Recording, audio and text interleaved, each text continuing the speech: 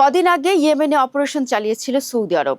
উদ্দেশ্য ছিল ইরান সমর্থিত সশস্ত্র গোষ্ঠীকে দুর্বল করা। সেই হামলায় রেশ কাটতে না কাটতেই আরও একটি মুসলিম ব্রাদার্স কান্ট্রিতে হামলা করে বসলো যুবরাজ সালমানের সৌদি, সেটিও আবার মার্কিন সেনাদের সঙ্গে নিয়ে। এবার উদ্দেশ্য কি? ইরান সমর্থিত গোষ্ঠীকে নির্মূল করা। কিন্তু ইরান সমর্থিত গোষ্ঠীকেই কেন দুর্বল করতে বারবার হামলা করা হচ্ছে, সে উত্তর খুঁজতেই আমাদের এই বিশ্লেষণ। দর্শক, লোহিত সাগরে সৌদির ট্যাঙ্কার উড়িয়েছিল ইয়েমেনের যোদ্ধারা, যারা ইরান সমর্থিত হিসেবে পরিচিত। এর জবাবে সঙ্গে সঙ্গে ইয়েমেনকে লক্ষ্যবস্তু বানিয়েছিল রিয়াদের সেনারা। গত বুধবার থেকে দুপক্ষের মধ্যে হামলা পাল্টা হামলায় অঞ্চলটি উত্তপ্ত হয়ে ওঠে। নতুন এই বারুদের গন্ধ বাতাসের মিশিয়ে যাওয়ার আগেই ইরাককে লক্ষ্যবস্তু বানালো সৌদি। মিত্র আমেরিকার সেনাদের সঙ্গে নিয়ে ইরাকে থাকা ইরান ব্যাকড প্রতিরোধ যোদ্ধাদের আস্তানায় হামলা চালিয়েছে সৌদি সেনারা। সৌদি আরবের ডিফেন্স অফ মিনিস্ট্রির বরাতে কাতার ভিত্তিক গণমাধ্যম আল জাজিরা জানিয়েছে, ইরাকে থাকা ইরান সমর্থিত গোষ্ঠীকে লক্ষ্য করে হামলা পরিচালনা করেছে রিয়াদ। এই অপারেশনে তাদের সঙ্গে যোগ দিয়েছিল ইউএস সেন্ট্রাল কমান্ড। দর্শক, ইরাকে ইরান সমর্থিত গোষ্ঠীর উপর হামলার পরপরই একটা প্রশ্ন উঠছে, সৌদিকে দিয়ে কেন ইরানি বন্ধুদের আক্রান্তের ছক আঁকা হচ্ছে, কিংবা ইরান থেকে সরে তাদের মিত্রদের লক্ষ্যবস্তু করা হচ্ছে কেন? কারণ ইরান তো শক্তিশালী বটেই, তার চেয়েও তেহরানের বড় শক্তি তাদের মিত্ররা।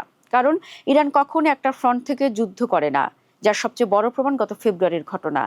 আমেরিকা ইসরায়েলের মতো পরাশক্তি মিলেও ইরানের মাথা নত করাতে পারেনি। এর সবচেয়ে বড় কারণ এই আঞ্চলিক মিত্ররা।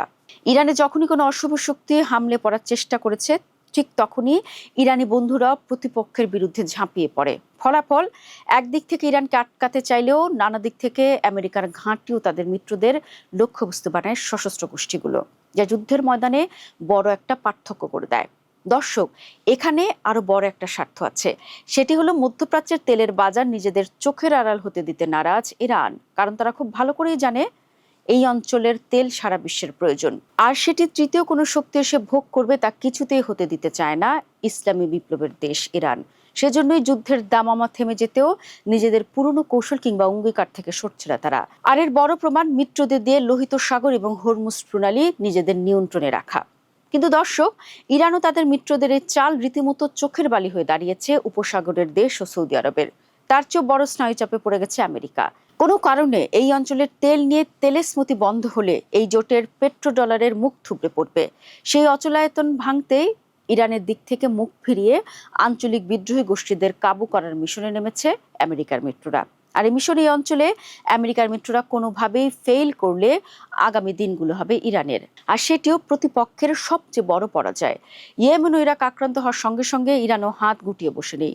জর্ডানে থাকা মার্কিন বিমান ঘাঁটিকে লক্ষ্যবস্তু বানিয়েছে ইরান, আর এই কথা স্বীকার করেছে খোদ মার্কিন সেন্ট্রাল কমান্ড।